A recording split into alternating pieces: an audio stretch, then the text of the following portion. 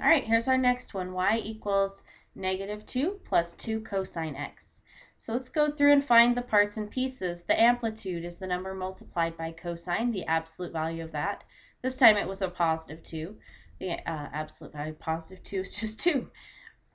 The period of cosine is normally 2 pi.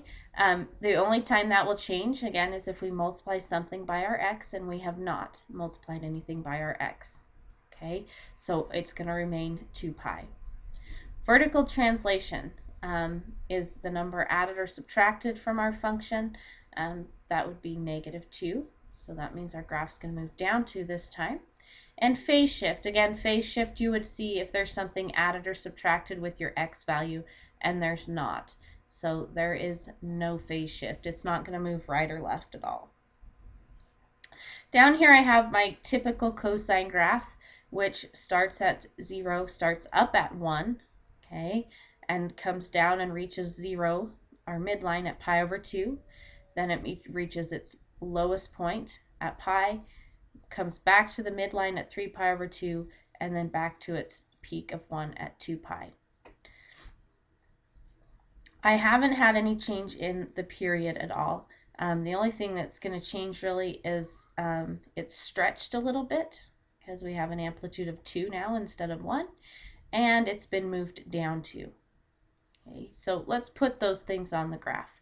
We know we're going to move down 2, so instead of our midline being at 0, our midline is going to be at -2. And again, I like to kind of put a dotted line through there, which I will take out later, but I'm putting it in there so that I can kind of see where the middle of my graph is supposed to be as I'm graphing this. The next thing I want to mark is where my amplitude is going to be affected, where my highest and lowest parts will be. The amplitude is 2, so from this midline, my highest point will be peak up here to above that line, so it's 0, and will be lowest to below that line, so down at -4. Okay. There's no reflection this time, so it's going to look as it normally did, starting up at its peak right here. So it's going to start up here at 2, or excuse me, at 0. Then we put in our part, so we have a pi/2, a pi, a 3 pi/2, and 2 pi. Okay, those were kind of our sections. So notice we were supposed to start up here and come back to the midline at pi/2, 1/4 of the way through. So we're going to start up here and come to our midline at pi/2. Okay. When we reach pi, we're supposed to be down at our lowest point. So when we get to pi, we want to be down here. When we get to 3 pi/2, we were supposed to come back to the midline. So when we get to 3 pi/2, we want to be here. And when we get to 2 pi, we're supposed to be back up at our highest point again. So at 2 pi, we want to be back up here. So here's our graph. We would go to midline at pi/2, reach our lowest point to below the midline at pi, come back to the midline at 3 pi/2, and peak again at 2 pi. Now this is one period of the graph. Again, it would continue with this wave pattern on both sides, but they just wanted one period, so there's my one period.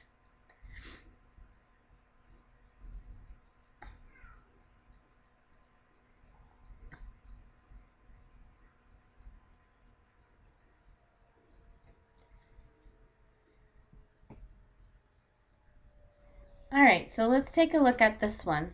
Again, we have the same instructions. We're supposed to list the amplitude, period, vertical translation, and phase shift, and then graph one complete period of the function, labeling our axes clearly. This one has changed a little bit. We don't have a vertical shift this time. Notice there's nothing added or subtracted. We still don't have a phase shift because there's nothing added or subtracted from the x. But we do have a change in our period because there's something multiplied by our x, and that indicates a change in period. So let's take a look and find each part. So first we find the amplitude. Again, is the absolute value of this number that's multiplied by our cosine. So the absolute value of -2 is an amplitude of 2. The period, the normal period for cosine is 2 pi. To find its new period, we divide it by whatever is multiplied by the x here. So we're going to divide it by 1/3. Okay, well, what happens there when you divide a number by a fraction, we flip the bottom and multiply, or do the reciprocal of the bottom and multiply. 2 divided by 1/3 is 6. Okay, so we end up now with a period of 6 pi. It's going to be way longer than our previous one. So our graph is going to be much longer than it was just to show a single period. Vertical translation on this example, there were none because there was nothing added or subtracted here or clear on the end. And there's also no phase shift because nothing was added or subtracted from our x. We just multiplied it by something. Again, here is my typical graph of cosine. So what's going to happen here is one thing. Again, don't miss out on these reflections. I wish they would have included that, but they didn't in their list of things. Don't forget, if you're multiplying by a negative, that's going to flip your graph upside down. So our cosine function will be reflected over the x-axis or flipped upside down. It will be stretched by 2. So instead of my waves being 1 high and 1 below the midline, there'll be 2 above and 2 below the midline. And it's also stretched out lengthwise. Instead of a period of 2 pi, it's 3 times as long, it's 6 pi. So let's take a look at how we would figure that out. So again, we only need one period, so I'm going to start at 0 because there was no phase shift. Leave it long out here. Okay, and I'm going to start by labeling my axes with just pi's. Okay, so here's 1 pi, 2 pi. I know it needs to be longer because 3 pi, 4 pi, 5 pi, 6 pi. Okay, and then I'll have my half pi's here in between each one. Okay, so 3.5 pi, 4.5 pi, 5.5 pi.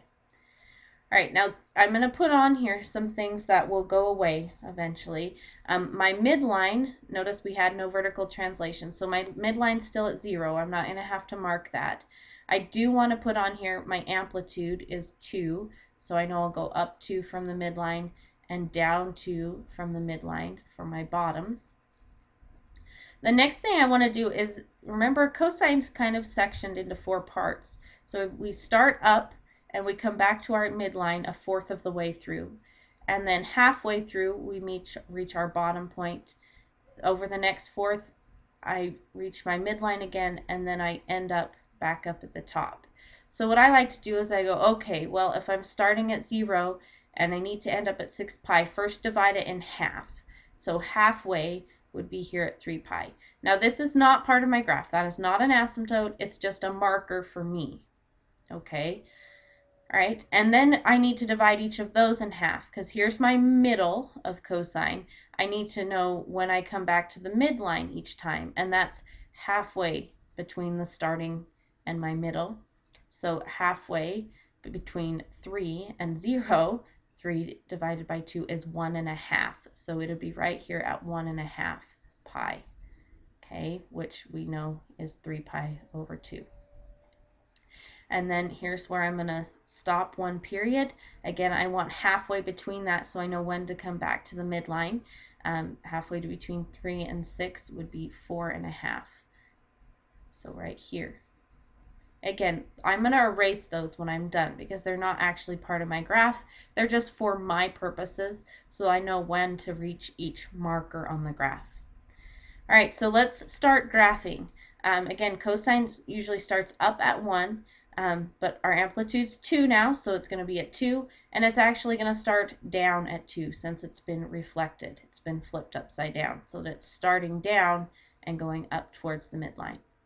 Okay, so we're starting here.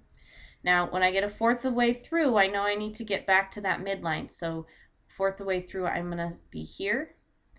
Then I know halfway through, I need to peak. So at 3 pi, I need to peak.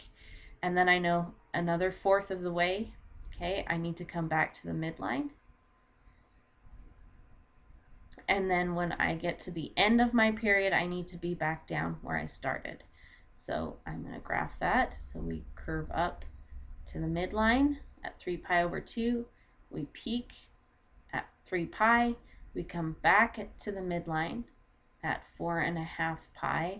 That would be 9 pi over 2. And then we come back down and there. And this again, this does repeat over and over again. It would continue on each side, but they just wanted one to see what one period looks like. So that's all I'm graphing. Now I'm going to erase my little helper lines that I put in there because they're not actually part of the graph. I wouldn't want someone to think there's asymptotes here because there's not. But again, those were just to kind of guide me so I could draw one period. Whoops, I have to put that line back in now. Okay, so that is how I like to graph these. And if you get to the point where you don't need guidelines, that's fine. But it does help you to keep it spaced out nicely and make sure you hit all of the key parts.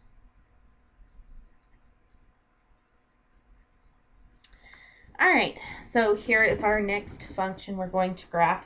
We're going to graph 2 sine 2x. Okay, so let's find all of the parts again. The amplitude is the number multiplied by sine, the absolute value of that. So that number was 2, and the absolute value of 2 is just 2. The period, so the normal period for sine is 2 pi. The only time that changes is if we have something multiplied by our x, and we do. We have it multiplied by 2. We divide by that number. 2 pi divided by 2 leaves me with just pi. Vertical translations happen if you have anything added or subtracted from your entire function, which we do not. So there is no vertical translation. And phase shifts happen if you have something, if we had this in parentheses and something was added with our x, which we don't have. So there's also no phase shift. This one is not reflected because notice our number was positive this time. So it's going to look like our sine function, only it's going to be shorter this time. Not shorter, but condensed, because this time our period is not a full 2 pi, but just pi. Okay, so we're going to follow the same pattern for sine, but again, it's going to be kind of squished a little bit. All right, so let's put our important parts on. We want the midline on there, which hasn't changed because there's no vertical translation, so it's just at 0. Our amplitude is 2, so our tops are going to be 2 above that midline, and our bottoms are going to be 2 below that midline. Now on this one, if I start by doing my pi over 2 pi, I don't need to stretch out like I did on that last one because I have a shorter period instead of a longer period. Okay, so notice I have a period of pi, so I'm going to be done with one period right here. Okay, so I'm going to need a few more marks on my graph, right? Because if this is where I'm stopping, this would be halfway through. I need to know what happens at each quarter point, which would be pi over 4 and 3 pi over 4. Okay. Now, if we look at our pattern for sine, it starts at 0 and goes up. Again, there's no reflection here, so we're still going to go up. When it gets a fourth of the way through, it peaks. It comes back to the midline halfway through. Another fourth of the way through, it hits its bottom, and then it comes back to the midline when it ends up. Okay, so I'm going to use blue here because all of my markings on that are kind of squished in there, and they're all in red. So I think if I use blue, that will help. So we start at 0.